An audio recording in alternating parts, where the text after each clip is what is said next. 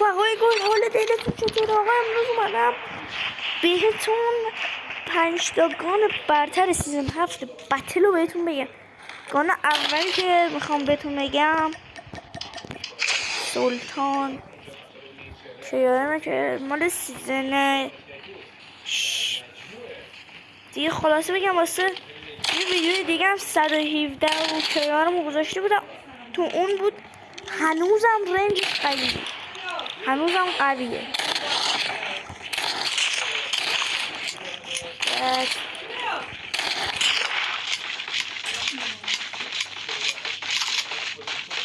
بعد دیگه این عدتشون تو کیارم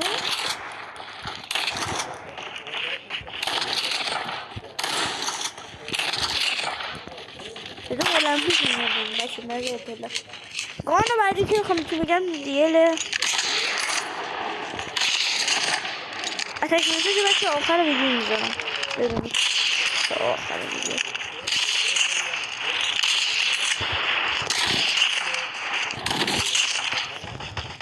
این دوتا اتشمنت کیارم و دی ال واقعا بد میزنه. اتشمنت بعدی M13 ملاحظه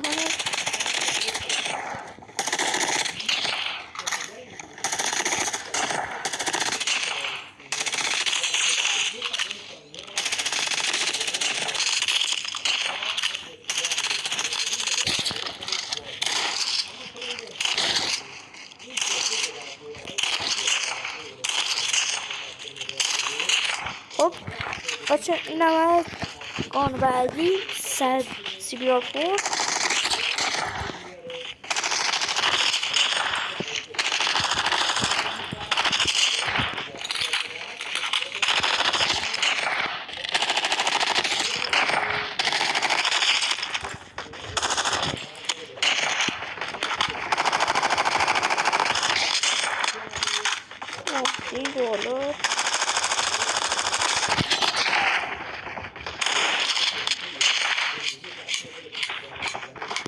$10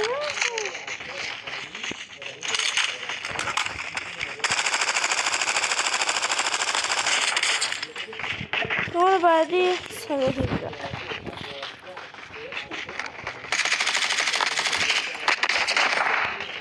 چه پینک بالاه.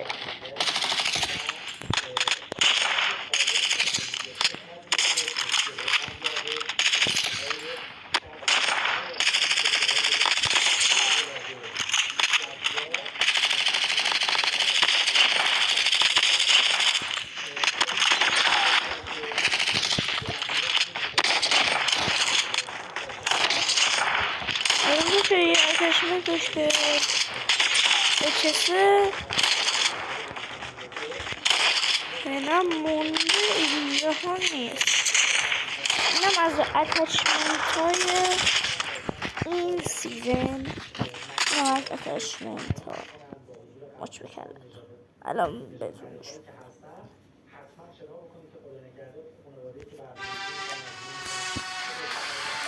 بچه بیم اوسکن دستم بیو دستم پدرم رومه مشکی دورم خرم و شوم و سرم دستی ها سینه زن شاه قریب بی کفن سینه میزن پای نه زینب خواهر من زینب خواهر من زینب خواهر من پاک شد بستر من زینب خواهر من خوارو بسته بین چادریان و کمر داری جمر حاج غفور میزد ششر و ابن سعد بی حیا یه حسین تشنه از زیر سوم اشبیا ای ابن سعدی تشنه حسینم ای ابن سعدی تشنه حسینم